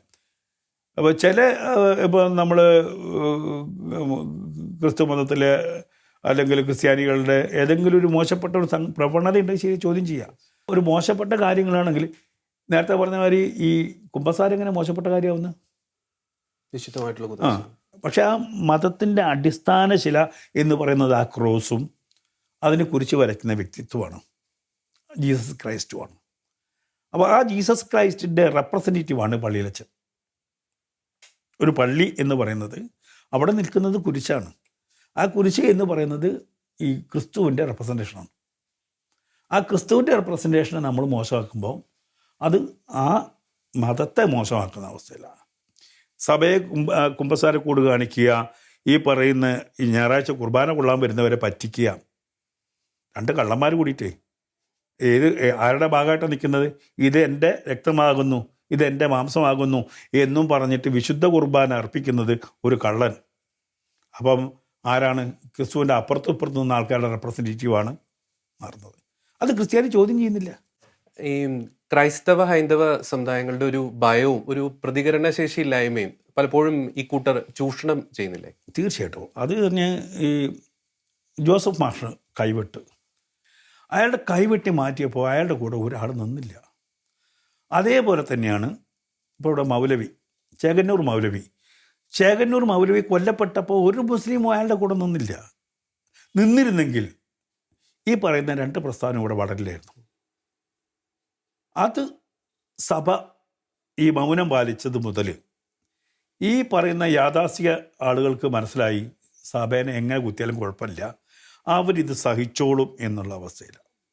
അതേ സമയത്ത് ഇപ്പോൾ അടുത്ത കാലത്ത് സഭയല്ല, പകരം സഭയുടെ അംഗങ്ങൾ ഈ ലവ് ജിഹാദിനെ ചോദ്യം ചെയ്തപ്പോഴത്തേക്കും രാഷ്ട്രീയക്കാർക്ക് വെപ്രാളായി. ഈ ലീഗിൻ്റെ നേതാക്കൾ പറഞ്ഞു നമ്മൾ മുസ്ലിങ്ങളും ക്രിസ്ത്യാനികളും ഒരുമിച്ച് നിൽക്കേണ്ടതാണ്, സഹോദരന്മാരാണെന്നൊക്കെ പ്രഖ്യാപനം ഉണ്ടായി. എവിടെയെങ്കിലും നിന്നിട്ടുണ്ടോ? വിശുദ്ധ ഖുർആനിൽ തന്നെ പറയുന്നു, നീ ക്രിസ്ത്യാനിയെ കൂട്ടുപിടിക്കരുത്. തത്വത്തിൽ അതിൻ്റെ ഒരു ഈ മറ്റ് മതങ്ങളെ പോലെയല്ല ഇസ്ലാം മതം. ആ ഇസ്ലാം മതത്തിൻ്റെ റൂളിൽ നിന്ന് ഒരു പുള്ളിയോ മാറ്റാൻ അവർ അംഗീകരിക്കില്ല. ഇസ്ലാം മതത്തിന് കുറ്റം പറയാൻ സമ്മതിക്കില്ല, കൈവിട്ടും അല്ലെങ്കിൽ തലവിട്ടും. അപ്പോൾ എൻ്റെയൊക്കെ തലയ്ക്ക് വില പറഞ്ഞിട്ടുണ്ടെന്ന് പറഞ്ഞു. അപ്പോൾ അതുകൊണ്ട് തന്നെ ഈ പറയുന്ന ആക്രമണം കാണിച്ചിട്ട് വളരെ നിഷ്ഠൂരമായിട്ടുള്ള കൊലപാതകം നടത്തിയിട്ട് അതിൽ ഭയപ്പെടുന്നുണ്ടോ എന്ന് ഇവർ നോക്കും. ഭയപ്പെട്ട് കഴിഞ്ഞാൽ പിന്നെ ഇവർ അത് പിന്തുടർന്നുകൊണ്ടിരിക്കും. ആ ഭയപ്പെടുത്തലാണ് ഈ സിനിമയും. ഇപ്പം ക്രിസ്ത്യാനിറ്റിക്ക് നേരെ ഈ ഭയപ്പെടുത്തൽ, കാരണം ഇത് കണ്ടിട്ടും മിണ്ടുന്നില്ല. സാംസ്കാരികപരമായിട്ട് അവരെ തേജോവധം ചെയ്തിട്ടും ഇത് എൻ്റെ മതത്തെയാണ്, എൻ്റെ കുരിശിനെയാണ് ഈ ചോദ്യം ചെയ്തത് എന്ന് ഒരു ക്രിസ്ത്യാനിയും ചോദിക്കുന്നില്ല. അവരുടെ ഉള്ളിലും ഭയമാണ്. ഇപ്പം അടുത്ത കാലത്ത് ഈരാറ്റുപേട്ടയിലെ സംഭവം രാഷ്ട്രീയക്കാർക്ക് ആർക്കും വന്ന് പ്രസംഗിക്കാൻ അങ്ങനെ. പക്ഷേ ഈരാറ്റുപേട്ടയിൽ ഒരു പ്രത്യേക ആൾക്കാരുള്ള സ്ഥലത്ത് വന്ന് പ്രസംഗിച്ചാൽ കൈ വിട്ടും കാല് വിട്ടും എന്ന് നമ്മൾ കേട്ടു. അപ്പോഴും ക്രിസ്ത്യാനികൾ മിണ്ടിയില്ല. അപ്പോൾ ഈ ഭയം നമ്മളെ ബാധിച്ചിട്ടുണ്ട്. ശരിക്കും ക്രിസ്ത്യാനികളെയും ബാധിച്ചിട്ടുണ്ട്, ഹിന്ദുക്കളെയും ബാധിച്ചിട്ടുണ്ട്. രണ്ട് സമുദായം ബാധിച്ചിട്ടുണ്ട്. അപ്പോൾ ഈ നേരത്തെ പറഞ്ഞ മാതിരി ഇസ്ലാമോഫോബിയ എന്ന് പറയുന്നത് ഈ ഭയം തന്നെയാണ് എക്കാലവും ഇവരുടെ വിജയം. ഇപ്പം നിഷ്ഠൂരമായിട്ടുള്ള വധങ്ങൾ നമ്മളിപ്പോൾ കാണാമല്ലോ. നമ്മൾ 10-100 പേരെ നിർത്തിയിട്ട് വളരെ കൂളായിട്ട് ഓരോ തലയ്ക്കും വെടിവെച്ച് പോകുന്ന നൈജീരിയയിലൊക്കെ വെടിവെച്ച് പറഞ്ഞാൽ ഒരു പാപത്തിൻ്റെ അംശമില്ലാതെ വെടിവെച്ച് പോകുന്നു. ഇപ്പോൾ നമ്മൾ ബൈക്കിൽ വാളും കൊണ്ടുപോയിട്ട് നായ്ക്കളെ വെട്ടി പരിശീലിക്കുന്നു. ഇതൊക്കെ ഇത് രഹസ്യമായിട്ട് ചെയ്യുന്നതല്ല, പരസ്യമായിട്ട് ചെയ്യുന്നതാണ്. ഞങ്ങളിങ്ങനെ വെട്ടും, ഞങ്ങൾ പ്രാക്ടീസ് ചെയ്യുന്നുണ്ട്. അതുകൊണ്ടാണ് അടുത്ത കാലത്ത് നമ്മൾ ആ മുദ്രാവാക്യം കേട്ടത്, 1921 ഊരിയ കത്തി ഞങ്ങൾ കടലിൽ കളഞ്ഞിട്ടില്ല എന്നുള്ളത്. ഇതൊക്കെ ഒരു ഭയപ്പെടത്തിൻ്റെ ഭാഗമാണ്. ഞങ്ങൾ സംഘടിതരാണ്, നിങ്ങൾ സംഘടിതരല്ല, ഓടേണ്ടവരാണ്. ഈ ബോധ്യം ഇപ്പോഴും സഭാ നേതൃത്വങ്ങൾക്കോ ഹൈന്ദവ നേതൃത്വങ്ങൾക്കോ ബോധ്യപ്പെട്ടില്ല. വളരെ ചുരുങ്ങിയ ആൾക്കാർക്ക് ഇത് ബോധ്യം വന്നുള്ളൂ. ഈ ബോധ്യം വന്നവരാണ് ഇപ്പം സമൂഹത്തിന് മാറ്റത്തിന് വേണ്ടിയിട്ട് വെപ്രാളം നടത്തുന്നതും, അത് ഓടി നടക്കുന്നതും, പ്രചരണം നടത്തുന്നതും, ജിഹാദിൻ്റെ വിഷയങ്ങൾ പുറത്തേക്ക് കൊണ്ടുവരുന്നവരും. ഈ ഭയപ്പെടലിൽ നിന്ന് മാറി ഇത് സമൂഹത്തെ നമുക്ക് ഊർജ്ജസ്വലരാക്കണമെന്നുള്ളത്. ഇപ്പോൾ ക്രിസ്ത്യൻ പെൺകുട്ടികൾക്ക് നേരെ ഇത് ഉണ്ടാവുന്നുണ്ട്, എന്നിട്ടും നമ്മൾ ഇത്രയൊക്കെ പറഞ്ഞിട്ട് ഇപ്പോഴും കുട്ടികൾ പോകുന്നുണ്ട്. ആ പോകുന്നതിന് ഒരു ഘടകം ഈ സിനിമയാണ്. ഈ സിനിമകൾ അവരെ സ്വാധീനിച്ചിട്ടുണ്ട്. ഈ പറയുന്ന കൈയും കെട്ടി നോക്കി നിന്ന സിനിമകളൊക്കെ ഈ പറയുന്ന മതത്തിൻ്റെ അവരിലുണ്ടാക്കിയിട്ടുള്ള എല്ലാ വിശ്വാസങ്ങളെയും നഷ്ടപ്പെടുത്തിയിട്ടുണ്ട്. അതിനേക്കാളും വെറുതെ മഹത്തായിട്ടുള്ള അപ്പുറത്ത്. കാരണം അതിനെക്കുറിച്ച് ആരും ഒന്നും പറയുന്നില്ലല്ലോ. ഇപ്പോൾ ഇസ്ലാമിക വിരുദ്ധമായിട്ടുള്ള സിനിമകൾ ഉണ്ടാകുന്നില്ല. ഞാൻ ചേകന്നൂർ മൗലവി സിനിമയായിട്ടില്ല, ഒരു ഈ റാഡിക്കലൈസേഷന് സിനിമയായിട്ടില്ല, ലവ് ജിഹാദ് സിനിമയായിട്ടില്ല. അപ്പോൾ ആ പക്ഷം സിനിമയിൽ വരുന്നില്ല. ആ പക്ഷത്തെ സിനിമ എന്താ വരുന്നത്? നിസ്കരിക്കുന്നു, നെറ്റിയിൽ തഴമ്പുള്ള ആൾ, സക്കാത്ത് കൊടുക്കുന്ന ആൾ, നല്ല ആൾക്കാരായിട്ടാണ് ഇപ്പം ചിത്രീകരിക്കുന്നത്. അപ്പോൾ എങ്ങോട്ടാണ് പോവുക ആൾക്കാർ? ഏത് വശത്തേക്കാണ്? അവിടെ നല്ല ആൾക്കാരിരിക്കുക. ആ നല്ലതിൻ്റെ ഉള്ളിലെ എന്തെങ്കിലും തിന്മ പുറത്തേ വരുന്നുണ്ടോ? ഇപ്പോൾ രണ്ട് മതങ്ങളെയും, ഈ ക്രിസ്ത്യൻ മതങ്ങളെയും ഈ ഹിന്ദു മതത്തിൻ്റെയും ആത്മസത്തയെ ഇല്ലാതാക്കുക. അതിന് പ്രത്യേകിച്ച് ഒരു ഘടകമുണ്ട്, ഇതിനെ ചോദ്യം ചെയ്യുക. ഈ 3-ാം നാൾ ഉയർത്തെഴുന്നേറ്റു മരിച്ച എഴുന്നേൽക്കേണ്ട കാര്യമുണ്ടോ? ഈ ക്രിസ്തുവിന് ഇത്രയും പവറില്ലാത്ത ആൾ ഒരു സംശയം ഉണ്ടാക്കുക. ഈ ഹിന്ദുയിസത്തിൽ ഒരു ബന്ധമില്ലാത്ത കുറേ പുസ്തകങ്ങളുമായിട്ട് ഇറക്കും വരും. അതായത് വേദങ്ങളിലോ ഉപനിഷത്തുകളിലോ പെടാത്ത, അതിനുശേഷം ഈ ബാബറിൻ്റെയൊക്കെ കാലഘട്ടത്തിൽ ഇവരെ മാറ്റാൻ വേണ്ടി എഴുതിയ കുറേ പുസ്തകങ്ങളുണ്ട്. ആ പുസ്തകങ്ങളുമായിട്ടാണ് ഇന്നും ഇവർ നടക്കുന്നത്. അതിൽ മറ്റേ വേദം കേട്ടാൽ ചെവിയിൽ ഈയം ഉരുക്കി ഒഴുക്കണം. ഇവർ ചിന്തിക്കുന്നില്ല ഈ പറയുന്നത് രാമായണവും മഹാഭാരതം എഴുതിയാരാ? ചാട്ടാളനാണല്ലേ, കാട്ടാളനാണ് എഴുതിയത്. എന്നിട്ടാണ് ഒരു ഇതിനെതിരാണ് ഈ ഇത് നടന്നത്. ക്രിസ്തു ഏത് പക്ഷത്താണ് നിന്ന്? ഏറ്റവും തൊഴിലാളിയായിട്ട് നിന്ന്. ക്രിസ്തു ഈ പറയുന്ന സഭയുടെ ഭാഗത്തുനിന്ന് വന്ന ആളല്ല. ഏറ്റവും അടിസ്ഥാനപരമായ ജോലി ചെയ്യുന്ന ഇടയനായിട്ടാണ് വന്നിട്ടുള്ളത്. അപ്പോൾ നേരെ മറിച്ചോ മറ്റു മതം വന്നത് എങ്ങനെയാണ് വന്നത്? ഇപ്പോഴെങ്ങനെ ആധിപത്യം ഉറപ്പിക്കുന്നത്? ആ മതത്തിൻ്റെ തീവ്രമായ നിലപാടുകൾ എന്താണ്? 4 പെണ്ണ് കെട്ടാന്ന് പറയുന്നുണ്ട്, എപ്പോൾ വേണമെങ്കിലും ഒഴിഞ്ഞില്ല എന്ന് പറയുന്നുണ്ട്. എന്നാൽ ക്രിസ്തു മതത്തിൽ കെട്ടിയ പെണ്ണിനെ ഉപേക്ഷിക്കാൻ പറ്റുമോ? അതിന് എന്ത് കടമകളുണ്ട്? അപ്പോൾ എത്രയും ശ്രേഷ്ഠമായിട്ട് നിൽക്കുന്ന അവിടെ ഒരു കുടുംബ ബന്ധം, ഞാൻ ദൈവം കൂട്ടിയിണക്കാര് നിനക്ക് പിരിക്കാൻ പാടില്ല എന്നാണ് അല്ലേ പറയുന്നത്. അതിൻ്റെ നന്മ എന്താ കാണാത്തത്? ഇപ്പുറത്ത് 4 കെട്ടിയാലും കുഴപ്പമില്ല എന്ന് പറയുന്നതിൻ്റെ തിന്മ എന്താ കാണാത്തത്? ഇത് കാണണമെങ്കിൽ ഇപ്പുറത്തെ സിനിമ വരണ്ടേ? അപ്പോൾ ഈ ക്രിസ്ത്യൻ പെൺകുട്ടിയും ഹിന്ദു പെൺകുട്ടിയും കാണുന്ന ഇപ്പുറത്തെ മുഖം വേറെയാണ്, നന്മയുടെ മുഖമാണ്. സ്വന്തമൊക്കെ തിന്മയുടെ. അവനവൻ്റെ സംസ്കാരം വളരെ മോശപ്പെട്ടതാണെന്ന് ഈ കുട്ടികളെ പഠിപ്പിക്കുന്നു. ക്രിസ്ത്യാനിയും പഠിപ്പിക്കുന്നു, ഹിന്ദുവിനെ പഠിപ്പിക്കുന്നു. പക്ഷേ അപ്പുറത്തൊരു സ്വർഗമുണ്ട്, തേനും പാലും ഒഴുകുന്ന സ്വർഗമുണ്ട്. അവിടെ എല്ലാം സുഖകരമാണ്. ഇതാണ് ഈ പറയുന്ന സിനിമയുടെ ഒക്കെ പുറകിലേക്ക് പണം തള്ളുന്നതിൻ്റെ ഒരു ലക്ഷ്യം. മറ്റൊരു അപകടകരമായിട്ടുള്ളൊരു പ്രവണത 2019 റിലീസ് ചെയ്ത ലൂസിഫർ എന്നൊരു സിനിമ. അതിൽ ഡയറക്റ്റായിട്ട് ഈ പറഞ്ഞ പോലെ ക്രൈസ്തവ വിശ്വാസത്തെ അവഹേളിക്കുന്നില്ല. പക്ഷേ മലയാളി സമൂഹം മുമ്പെങ്ങും കാണാത്ത രീതിയിൽ ചില ആൻറ്റി ക്രൈസ്റ്റ് എലമെന്റ്സ്, സാത്താനിക് ആയിട്ടുള്ള സിംബൽസ്, ചില ഡയലോഗുകൾ, അത് പൊതുസമൂഹത്തിലേക്ക് ചില നിഗൂഢ സംഘങ്ങളെക്കുറിച്ചുള്ള ചെറിയ കാഴ്ചപ്പാടുകൾ, അതൊരു അപകടകരമായ ഒരു പ്രവണത തന്നെയാണ്. നമുക്കറിയാം, നേരത്തെ നമ്മൾ സംസാരിച്ചുള്ള ഒരു ന്യൂ ജനറേഷൻ സിനിമയുടെ ഒരു ഷിഫ്റ്റ് ഉണ്ടായി. ഇതൊരു അപകടകരമായ ഒരു ഷിഫ്റ്റിലേക്കാണ് ഇത് വിരൽ ചൂണ്ടുന്നത്. ഇതിൻ്റെ പുറകിൽ വലിയൊരു സംഭവമുണ്ട്. ക്രിസ്ത്യൻ ഈ ആൻറ്റി ക്രൈസ്റ്റ് എന്നുള്ള. ഇപ്പം എൻ്റെ മോളുടെയൊക്കെ ഒരു ദിവസം എൻ്റെ മോളുടെ കയ്യിൽ എന്തോ ഒരു വരച്ചിരിക്കുന്നു. അപ്പം നമ്മൾ ശ്രദ്ധിച്ചു, അതുവരെയുള്ള കുട്ടിയുടെ സ്വഭാവമല്ല പിന്നീടുള്ളത്. പിന്നീടാണ് ഞങ്ങൾക്ക് മനസ്സിലായത് ഇങ്ങനെ ഒരു ആൻറ്റി ക്രൈസ്റ്റ് വിഭാഗം ഉണ്ടെന്നും അവർ ഈ ആ രീതിയിലേക്ക് അതിലേക്ക് വന്നു കഴിഞ്ഞാൽ എല്ലാം പെട്ടെന്ന് ബിസിനസ്, വിദ്യാഭ്യാസം, ഭയങ്കര നേട്ടങ്ങളുണ്ടാവുമെന്നും കൊച്ചു കുട്ടികളുടെ അടുത്ത് വരെ പഠിപ്പിക്കുന്നുണ്ട്. അത് ഈ പറയുന്ന വിഭാഗത്തിൽപ്പെട്ടത് വലിയ പണക്കാരാണ് ഇതിനെ സംഘടിപ്പിക്കുന്നതും ഒക്കെ. അപ്പോൾ അത് സമൂഹത്തിൽ ഇത് വിളംബരം ചെയ്യുമ്പം ഇതിപ്പം അടുത്ത കാലത്ത് ഞാൻ വേറെ കൂടി കണ്ടു. എസ്രയിൽ യഹൂദികളെ എന്താക്കുന്നു ഇത്തരത്തിൽ. എനിക്കറിഞ്ഞൂടെ യഹൂദികൾ അങ്ങനെ ചെയ്യുന്നുള്ള ആൾക്കാരാണോ ഇതൊക്കെ ഉണ്ടാക്കിയെടുക്കുന്നതായിരിക്കാം. ഇത് നമ്മുടെ സൊസൈറ്റിയിൽ ഞാൻ നേരത്തെ പറഞ്ഞ പോലെ തന്നെ ഈ ആഭിചാരത്തിൻ്റെ ആൾക്കാരായിട്ടും ഇത് മാറി. നേരെ മറിച്ച് ഇപ്പുറത്ത് ജിന്ന് വരുന്നില്ല, മന്ത്രിച്ചു കൊടുക്കുന്നതോ ഒന്നും വരുന്നില്ല. അപ്പം ഈ അന്തിക്രിസ്തു വിഭാഗത്തിൽപ്പെട്ട ആൾക്കാരും സമ്പന്നരാണ്. ഇപ്പോൾ അങ്ങനെ ഒരു സംഗതി സിനിമയാക്കണമെങ്കിൽ അതിൻ്റെ പുറകിൽ ആരെങ്കിലും ഉണ്ടാവും, ഇല്ലേ? ഇപ്പം ഈ പറയുന്ന എസ്ര പോലൊരു സിനിമ എടുക്കണമെങ്കിൽ, അത് യഹൂദി പാരമ്പര്യത്തിലെടുക്കണമെങ്കിൽ അതിൻ്റെ പുറകിൽ അതിനെക്കുറിച്ച് അറിവുള്ള ആളാണ്.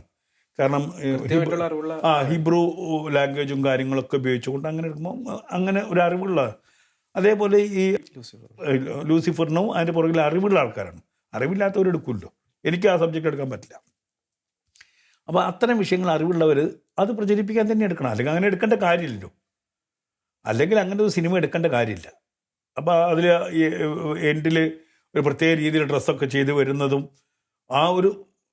നമുക്കൊരു ഭീകരത സൃഷ്ടിക്കുന്നതാണ്. അപ്പോൾ അങ്ങനെ ഒരു സംഗതി ഉണ്ടെന്നും. ഇപ്പം നമ്മൾ ഒരു സ്ഥലത്ത് ഇപ്പോൾ അന്തിക്രിസ്തു എന്ന് പറഞ്ഞൊരു സംഗതി, അല്ലെങ്കിൽ ഇങ്ങനെ ബ്ലാക്ക് മാജിക്കൊക്കെ ഉള്ള ആൻറ്റി ക്രിസ്തു എന്ന് പറഞ്ഞ സംഗതി പറഞ്ഞു കഴിഞ്ഞാൽ കുട്ടികൾ എന്ത് ചെയ്യും? ഇതറിഞ്ഞു കഴിഞ്ഞാൽ അതിനെക്കുറിച്ച് പഠിക്കാൻ വെറുതെ ഗൂഗിൾ സെർച്ച് ചെയ്യുമ്പം ഈ ലോകത്തേക്ക് ഇവർ പതിയെ അങ്ങോട്ട് എത്തും. ഇത് നമ്മൾ മനസ്സിനെ അങ്ങനെ സ്വാധീനിക്കുന്നുണ്ട്. വെറുതെ നമ്മൾ സെർച്ച് ചെയ്യാൻ ഈ സിനിമ കണ്ടു കഴിഞ്ഞാൽ ഇങ്ങനെയൊന്നുണ്ടോ? ഈ സെർച്ചിങ് എത്തുന്നത് എവിടെയായിരിക്കും? ഈ തടങ്കലിലേക്കാണ് കുട്ടികളെത്തുക. അപ്പം ചില വാർത്തകൾ നമ്മൾ കൊടുക്കാതിരിക്കുന്നത് നല്ലത്, പുറത്തേക്ക് പറയാതിരിക്കുന്നത് നല്ലത്. ഇപ്പം 3 വയസ്സുകാരിയെ പീഡിപ്പിച്ചതിൻ്റെ കഥകൾ ഒരുപാട് വന്നു കഴിയുമ്പോൾ 3 വയസ്സുകാരെ പീഡിപ്പിച്ചാലും കുഴപ്പമില്ല എന്നുള്ള അവസ്ഥയിലേക്ക് ഇപ്പോഴത്തെ മീഡിയാസിൻ്റെ പോക്ക് അങ്ങനെ. ഇങ്ങനൊരു പെൺകുട്ടി ഉണ്ടായിരുന്നു, അപ്പോൾ 3 വയസ്സ് മുതൽ 6 വയസ്സ് വരെ പീഡിപ്പിച്ചു, നിരന്തരം പീഡിപ്പിച്ചു എന്ന് പറഞ്ഞ് നമ്മളതിനെ പ്രൊമോട്ട് ചെയ്യുന്നൊരവസ്ഥയിലേക്ക് വന്നിട്ടുണ്ട്. അതിലൊരു വേദനയും തോന്നാത്ത അവസ്ഥയിലേക്ക് വന്നിട്ടുണ്ട്. സിനിമ അങ്ങനെ തന്നെ ആയിട്ടുണ്ട്. ഇപ്പം ഞാൻ കണ്ടിട്ടുള്ളതിൽ എനിക്ക് സിനിമ കാണണ്ടായിരുന്നു പലപ്പോഴും തോന്നിയിട്ടുണ്ട്. ഈ സിനിമ കാണണ്ടായിരുന്നു, ഇത് കണ്ടത് കൊണ്ടല്ല എനിക്കങ്ങനെ ചിന്തിക്കാൻ പറ്റിയത്. അപ്പം ചിലത് അങ്ങനെ കാണണ്ടാത്തത് നമ്മൾ കാണിക്കരുത്. ഇപ്പം ഈ പറയുന്ന സിനിമകളൊക്കെ കുട്ടികളുടെ സ്വാധീനം ചിരിച്ചു കഴിഞ്ഞാൽ ഇപ്പം ഇമ്മീഡിയറ്റ് ആയിട്ട് സിനിമ തിയേറ്ററിൽ നിന്ന് ഇറങ്ങി ആദ്യം ചെയ്യുന്നവൻ ഗൂഗിൾ ചെയ്യുമ്പോൾ ഇതിൻ്റെ ഡീറ്റെയിൽസ് വരും. ആരൊക്കെയാണ് നിയന്ത്രിക്കുന്നത്, എന്താണ് അതിൻ്റെ വിശ്വാസം. വെറുതെ പരീക്ഷിക്കാനുള്ള ഒരു പ്രവണത കുട്ടിക്കുണ്ടാവും. അത് പരീക്ഷണം ആ കുട്ടിയെ ജീവിതത്തിൽ. ഈ മലയാള സിനിമാ മേഖല ഇത്തരം ഗൂഢശക്തികൾ പിടിമുറുക്കിയിട്ടുണ്ടെന്ന് താങ്കൾ വിശ്വസിക്കുന്നുണ്ടോ? തീർച്ചയായിട്ടും ഉണ്ട്. കാരണം അതിൻ്റെ ഒരു കോൺസെൻട്രേഷൻ കൊച്ചിയാണ്. കൊച്ചി എന്ന് പറഞ്ഞൊരു മയക്കുമരുന്നിൻ്റെ ഹബ്ബായിട്ട് ഇപ്പോൾ മാറിയിട്ടുണ്ട്. ഈ മലബാറിൽ കള്ളപ്പണം ആണെങ്കിൽ ശരി, ഈ കള്ളപ്പണം നേടുന്നത് കൊച്ചിയിൽ നിന്നാണ്. കള്ളപ്പണം കൂടുതൽ സമ്പാദിക്കുന്നത് കൊച്ചിയിൽ വരുന്ന ഈ നാർക്കോട്ടിക്സ് സംഗതികളും പിന്നെ അവിടെ നിന്ന് വരുന്ന, ഇപ്പോൾ നമുക്കങ്ങനെ പറയാൻ പാടില്ല, എന്നാലും പറയാതിരിക്കാണ്, ഈ പറയുന്ന യങ് ജനറേഷൻ സിനിമ എന്ന് പറയുന്നത് കൊച്ചി ബേസ്ഡായിട്ടുണ്ട്. ഇപ്പോൾ ഏകദേശം പൊളിഞ്ഞു അത് കേട്ടോ.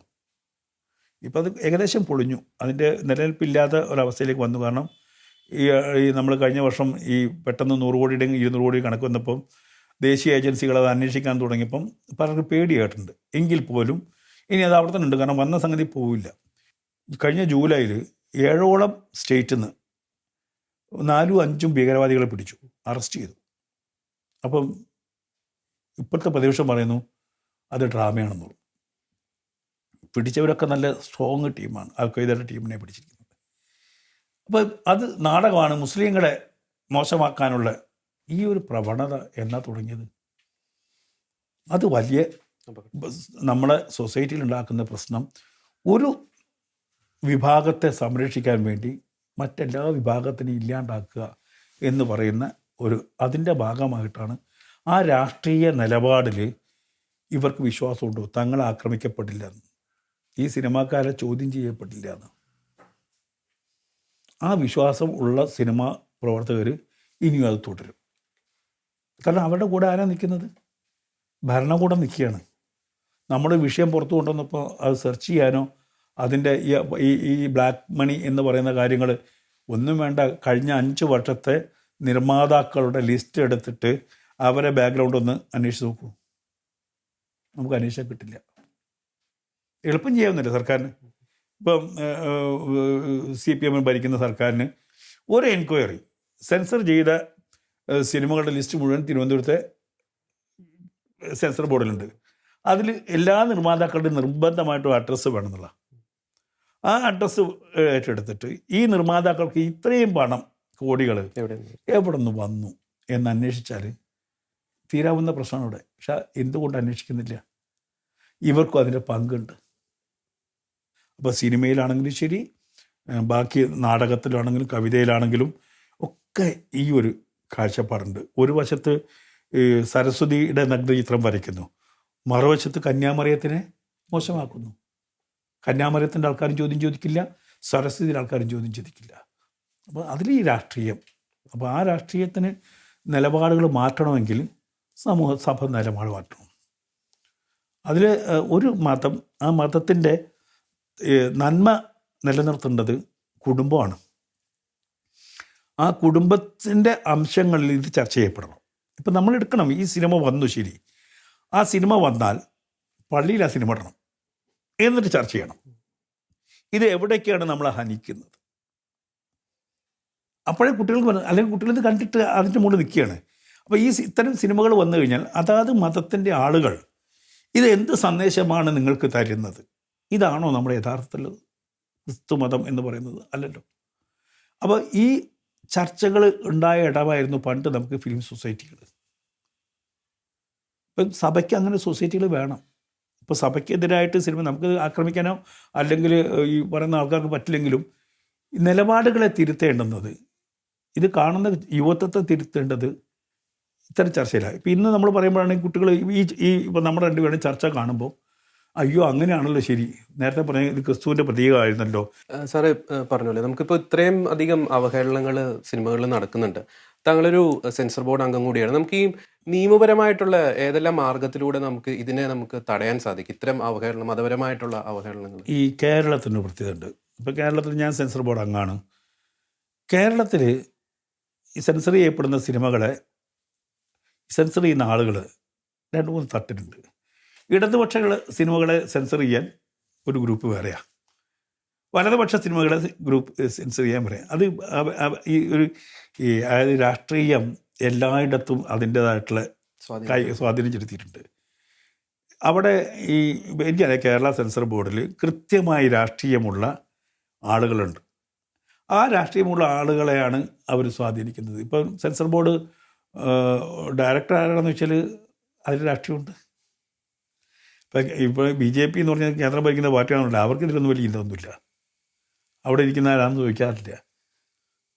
അവരെന്താണ് നിലപാടുകൾ എടുക്കുന്നത്? പലപ്പോഴും ഞാൻ ചോദിക്കട്ടെ, ഇപ്പം ജോജി എന്ന് പറഞ്ഞ സിനിമ, അതിൽ ആ വാക്കുകൾ സെൻസർ ബോർഡ് അനുവദിക്കാൻ പാടുണ്ടോ? എത്ര പ്രാവശ്യം പച്ചത്തെറി പറയുന്നു? പണ്ടൊക്കെ നമ്മൾ അറിയാതെ ഒരു വാക്ക് പറഞ്ഞാൽ അപ്പോൾ BPM പറയും. ഇന്ന് പച്ചയായിട്ട് തെറി പറഞ്ഞിട്ടും അത് കട്ട് ചെയ്തിട്ടില്ല. പക്ഷേ നമുക്കൊരു റൈറ്റ് ഉണ്ട്, പ്രേക്ഷകന് റൈറ്റ് ഉണ്ട്, കോടതി പോകാം. പക്ഷെ അതിനാര് പോകും? വലിയ ചിലവാണ്. ഹൈക്കോടതിയിൽ ഒരു സിനിമയ്ക്കെതിരെ, റിലീസ് ചെയ്ത സിനിമയ്ക്കെതിരെ പോകണമെങ്കിൽ വലിയ ഇതാണ്. അപ്പോൾ അത്തരം ഇപ്പം ഏത് മതത്തെയാണോ ഹനിക്കുന്നത് ആ മതത്തിൽ നിന്ന് ഇത്തരം കാര്യങ്ങളെ ചെറുക്കാൻ വേണ്ടിയിട്ട് എന്തുണ്ടാവണം? ലീഗലായിട്ടുള്ള മുന്നോട്ടുണ്ടാവണം. നിങ്ങൾക്ക് പറയാൻ ഇത്രയൊക്കെ പറയാൻ പറ്റുള്ളൂ. ഇതിൻ്റെ അപ്പുറത്തേക്ക് പറയാം. നിങ്ങൾക്ക് പറഞ്ഞോളൂ. ഈ ഇതിനകത്ത് എന്തെങ്കിലും തെറ്റുണ്ടെങ്കിൽ അത് ചോദ്യം ചെയ്തോളൂ. അത് കലാകാരൻ്റെ അവകാശമാണ്. പക്ഷെ അതിൻ്റെ അടിസ്ഥാന പ്രമാണങ്ങളെ ചോദ്യം ചെയ്താൽ എനിക്ക്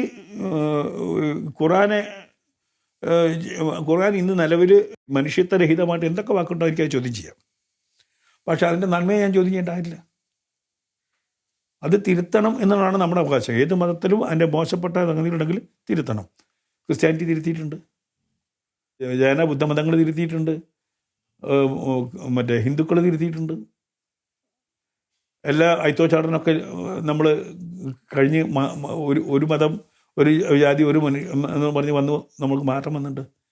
പക്ഷെ ചിലർക്ക് മാറ്റം വരുന്നില്ല. അപ്പം അത്തരം ശക്തികളുടെ പണം സിനിമയിൽ വരുമ്പോൾ നമ്മൾ സൂക്ഷിക്കണം. അതുമാത്രമേ നമുക്ക് പറയാനുള്ളൂ. ശരിക്കും ഇതുണ്ട്, ഇല്ല എന്ന് പറയാൻ പറ്റില്ല. പുറത്താരും അംഗീകരിച്ച് തരില്ല. പക്ഷെ സിനിമയുടെ ഉള്ളിലെ സ്വഭാവം കാണുമ്പോൾ ഓരോ കുടുംബവും സൂക്ഷിക്കണം. ഇത് എൻ്റെ മകൾക്ക് ഈ സിനിമ കണ്ടു കഴിഞ്ഞാൽ എന്ത് ചിന്തകളുണ്ടാകും എന്ന് ഒരച്ഛൻ ചിന്തിക്കുകയും മോളെ ആ സിനിമയിൽ പറഞ്ഞ കാര്യങ്ങൾ തെറ്റാണ് എന്നൊരു ചർച്ച ചെയ്യപ്പെടുകയും അങ്ങനെ ചിന്തിച്ചു കഴിഞ്ഞാൽ നമ്മുടെ ഈ ക്രിസ്ത്യാനിറ്റി പോയില്ലേ. ഒരാൾ പോലും ഒരു ലേഖനം പോലും എഴുതിയില്ല. സ്വാധീനിക്കപ്പെടുന്ന രീതിയിൽ ഒരാൾ ലേഖനം പോലും എഴുതിയില്ല. ഞാൻ വിചാരിച്ച ക്രിസ്ത്യാനികൾ ആരെങ്കിലും ഇതിന് സംസാരിക്കും. കുമ്പസാരക്കൂടിനൊക്കെ ഇങ്ങനെ കളിയാക്കിയപ്പോൾ സംസാരിക്കും. ആരും അതിനെക്കുറിച്ച് ക്രിസ്ത്യൻ സമൂഹമാണ് ചിന്തിക്കേണ്ടുന്നത്. ഇത്തരം സിനിമകൾക്ക് ഇടം കൊടുക്കണോ എന്നുള്ളത് ക്രിസ്ത്യാനികളാണ് തീരുമാനിക്കുന്നത്. മലയാള സിനിമയിൽ ഉയർന്നു വന്നുകൊണ്ടിരിക്കുന്ന തെറ്റായ പ്രവണതകളെക്കുറിച്ച് പ്രസക്തമായ കാര്യങ്ങളാണ് ശ്രീ അലി അക്ബർ പങ്കുവച്ചത്. പ്രതികരിക്കേണ്ട ആ പ്രവണതകൾക്കെതിരെ പ്രതികരിക്കേണ്ട രീതിയിൽ തന്നെ പ്രതികരിക്കണമെന്ന പ്രസക്തമായ ആശയവും അദ്ദേഹം പറഞ്ഞു. ചില മാറ്റങ്ങൾ അനിവാര്യമാണ് എന്നതാണ് ഈ അഭിമുഖത്തിലൂടെ നമുക്ക് മനസ്സിലാകുന്നത്. സർ, ഇത്രയും സമയം ഷെക്കേന ടെലിവിഷന്, ഷെക്കേന ന്യൂസ് ചാനലിന് അനുവദിച്ച അങ്ങേക്ക് നന്ദി പറയുന്നു. Thank you. സിനിമാ മേഖലയെ ഒരു കൂട്ടം ആളുകൾ പിടിമുറുക്കി ആ മേഖലയെ ക്രൈസ്തവ അവഹേളനത്തിനും ചരിത്രത്തിലെ സത്യങ്ങൾ വളച്ചൊടിക്കുകയും ചെയ്യുന്നതിനെക്കുറിച്ച് നാം കേട്ടു. ക്രൈസ്തവ മൂല്യങ്ങളിൽ നിന്നുകൊണ്ട് പ്രവർത്തിക്കുന്നവരുടെ അഭാവമാണോ ഇത്തരം സിനിമകൾക്ക് പിന്നിൽ? നമ്മുടെ ജാഗ്രത കുറവാണോ ഇത്തരം പ്രവണതകൾക്ക് പിന്നിൽ? പ്രതികരണങ്ങൾ അവസാനിക്കുന്നില്ല. സമൂഹ മാധ്യമങ്ങളിലെ ക്രൈസ്തവ അവഹേളനത്തെപ്പറ്റി നാളെ കാസയുടെ പ്രസിഡന്റ് ശ്രീ കെവിൻ പീറ്റർ നമ്മോട് സംസാരിക്കും. മാധ്യമങ്ങളിലെ ക്രൈസ്തവ വേട്ട എന്ന പ്രോഗ്രാമിനെ കുറിച്ചുള്ള നിങ്ങളുടെ വിലയേറിയ അഭിപ്രായങ്ങളും മാർഗനിർദ്ദേശങ്ങളും ഞങ്ങളെ അറിയിക്കുമല്ലോ. ഷെക്കേന ന്യൂസിന്റെ സോഷ്യൽ മീഡിയ പേജുകളിൽ അപ്ലോഡ് ചെയ്യുന്ന ഈ പ്രോഗ്രാമിന്റെ വീഡിയോകളുടെ കമന്റ് ബോക്സിലും നിങ്ങളുടെ നിർദ്ദേശങ്ങൾ രേഖപ്പെടുത്താം.